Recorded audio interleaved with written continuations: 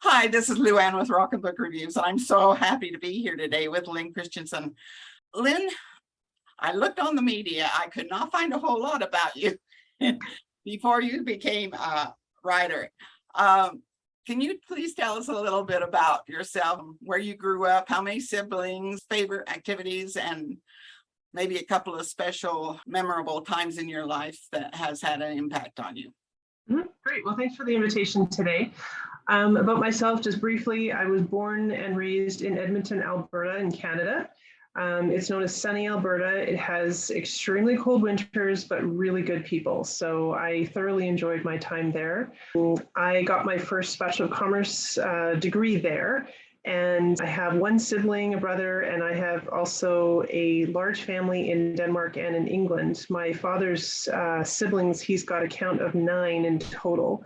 Okay. So lots of uncles and aunts, and that was a fabulous way of growing up as well. And just in terms of connecting with family, we decided as a group early on in our lives that, rather than going and spending money on eating out in restaurants or, having a cottage by the lake, we wanted to travel and see family. And it was because my parents were so interested in genealogy and family history that we made that choice and we spent our money there. So we've got very strong ties over in Western Europe, and I'm very glad for that because, family is everything. As for me, I also was a national level dressage competitor. That's ballet on horseback. So I was doing a lot of that in my youth and learned a lot about perseverance and dedication as I was also doing my schooling at the same time. So it was a busy childhood, but a good one. And right now, my hobbies, basically, I do treadmill walking, I read, I do a lot of writing, obviously.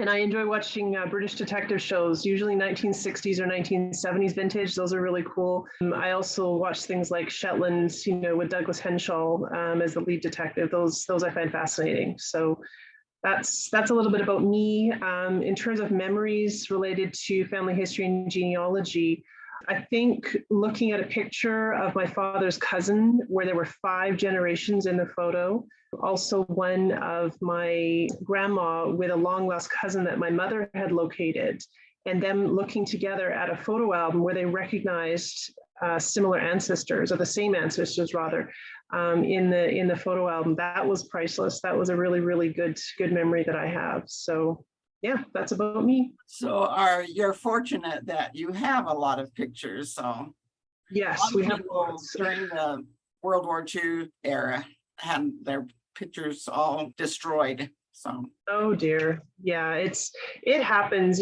Some families just don't have the luxury of a lot of family papers and photos and records, and it is difficult for them. It's sad, especially if they're really into family history and genealogy research. My family is. Well, that's good. Yeah, that's good. We're heavily into it. My mother caused me to love it from a very early age. So. Excellent. So your parents were heavily engaged. Was that their profession as a genealogist?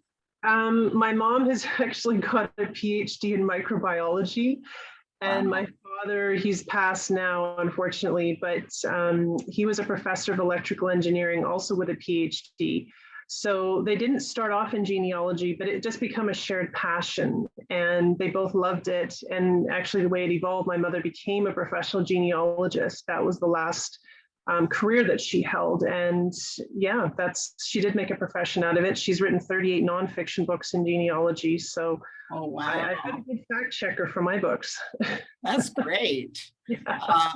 So what was it like growing up, just visiting graveyards and all these things? I have to say it was different. I don't want to go as far as saying odd, but when you come back to your grade 8 class, and you have to tell your friends, like, what did you do over the summer holidays? Well, I spent 6 weeks walking around graveyards in England. For someone in grade 8, that's a bit of a hard swallow. So, you have to kind of explain why you're doing it, that you did do some other things apart from just going to the graveyards. And sort of a hard explanation of why you were doing that is also helpful. But I mean, I had a good group of friends, so they understood. It was just something that not many people got into at a very young age.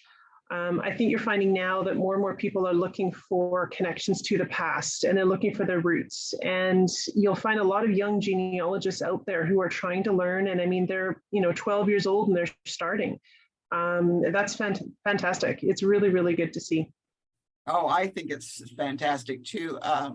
I've tried to get some of my grandchildren involved, but I haven't been real successful yet. But I do have some children that's really into it. Oh, good. Good. But yeah, it's amazing the feelings that you get when you find that lost name, or that missing person that nobody can find, and you find it, and it's a real big hype. So it is. It's a eureka moment. You finally have more roots, and you feel connected to the past, and you understand more about where your family came from, or perhaps why there's a certain craft in your family, or why they moved from one place to another. It's explaining a lot of questions that maybe you didn't have the answers to before. So it's really engaging. I love it. So, okay, moving on. Since you were 14 years of age, you've been writing. Now, what type of writing, and is it all job related, or is it outside your job, so forth? Tell us about it. I started writing fiction. I'm sure every writer would agree with me that they have a few unpublished manuscripts that will be left in a drawer for all of eternity. I'm in that group too. I think most of what I've written, though, is historical fiction. Anything connected with the past, I really enjoy that type of genre. The bulk of my published work so far has indeed been business, though. It's been, technical manuals. I've written a lot of articles for magazines, marketing brochures, white papers, research documents, things like that. So this is my first fiction novel that I've had published, and then there'll be more in the future. That is another question. Is there other genres you want to write in, or have written in, that you haven't got published yet? Not at this particular point in time. I stick with the history or historical angle. I think for fiction works in the future, that's just where my passion lies. I'm very interested in that. I don't really have anything at this point that I can share, but it's definitely an interest of mine. So stick with the history and you won't go wrong. Well, it's part of your life. I mean, that's what you've been doing most of your life. It is, yeah. Once you start, you just can't stop. That's my philosophy. So. Well, it's a good thing. Okay, so you got your MBA, but you also have a BA of Commerce. Most of us know what an MBA is, but what's a BA of Commerce? It's a Bachelor of Commerce degree. And what it is basically the step you take before you go to an MBA in the regular stream of education. It's a 4-year degree, and they basically expose their students to all different facets of the corporate world. So you're getting training in courses on human resources, marketing, legal, finance, industrial relations, things like that. And it gives you a good grounding in all of those different fields. And then later on, you can specialize. And for me, believe it or not, I actually started out wanting to be, I started wanting to be a vet, and then I changed to wanting to be an accountant. Luckily, that was short-lived because I'm not cut out for that life. But then I found marketing.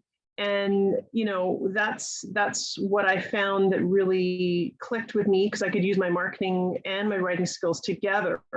And I just didn't look back. So that's what my career's been involved with so far, and it's worked out well. Yeah. I lean toward marketing. If I went back to school, I probably would do that. Okay, so recently, like we mentioned earlier, you wrote your first novel. Aunt Edwina's Fabulous Wishes. Tell us a little bit about it.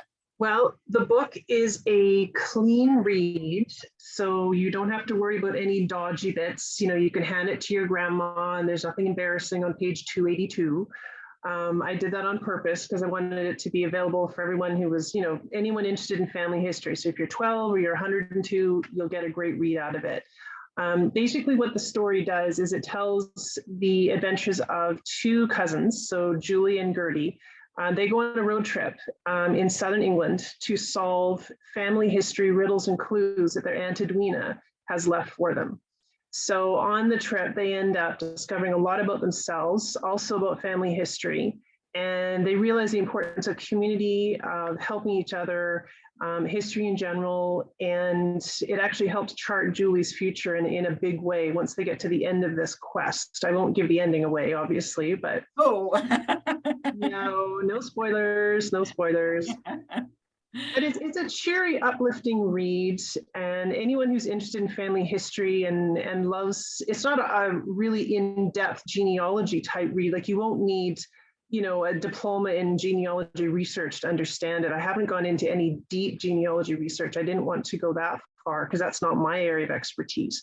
But I'm more into the family history and social history, like about craftspeople and artifacts and manor houses and all the fun secrets that they held. And I really enjoy that. So that's what you'll see coming out in the flavor of the book. and not necessarily those just already involved in genealogy, right? Yeah, I mean, a genealogist would enjoy the book. It certainly touches on that field, but it is, I'd call it a family history novel on the front cover, because it's not something heavy. It's not a research tome or really detailed heavy research. It's a light, fun adventure, and you can sit down and just enjoy a cheery read.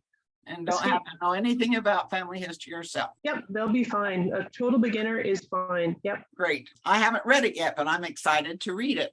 I got my copy here. Okay, and your second book is completed, but you haven't got it published yet. Do you have a date yet, a target date? I'm thinking right now we're looking at early to mid-November. Hopefully more early November. It's really difficult right now with all the supply chain issues and the pandemic. It's been very difficult to get exact dates and all of that pinned down, but that's what it's looking like right now. I'm actually in the middle of finalizing the proof this weekend. So that's what I'm working on right now. And yeah, it's close. It's very close. And what will the title be? The title is Edwina's Wonderful Legacy. Legacy. So, okay. Yep.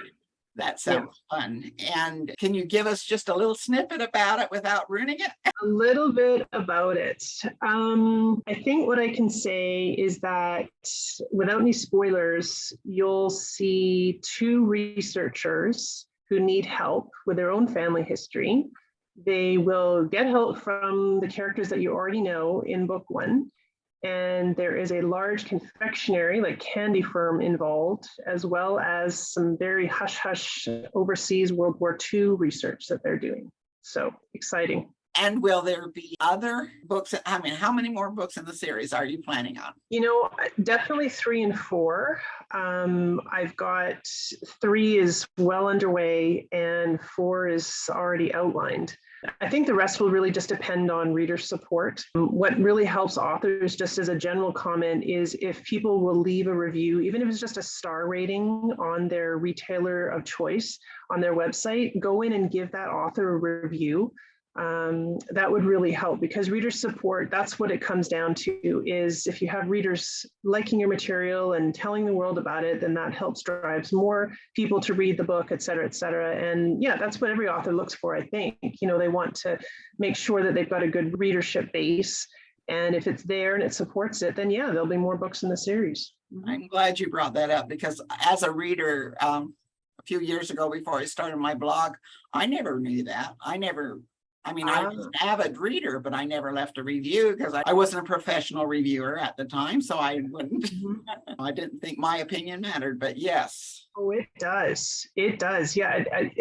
If I can just say to readers out there, please, your opinion does matter. We want honest reviews, and reviews do count, and they help authors greatly improve their visibility. So please go on there and leave a review, even if it's just the number of stars that you liked it. You don't have to write a paragraph, just leave star rating. That's fine too. It counts. It helps. Well, I just recently was told that Amazon will not even really promote your book unless you have 35 reviews. Oh yeah, there's all different sites have different requirements and how they get authors ranking and all of that. I don't know how all of that works specifically, but reviews do help get your visibility up. That I do know, so it's important. Glad you mentioned that. Okay, and okay. So is there any other comments you'd like to make before we close? Well, Christmas is coming, just so you have an opportunity to get not just one, but two great books that are family-friendly, clean reads, fun reads, for the Christmas holidays as well. Yeah, I think I've answered the questions, to the best of my ability, and just would love to hear reader feedback. That's what I'm here for. And you've done great, and I think this would be great for family reading. Yeah, for sure.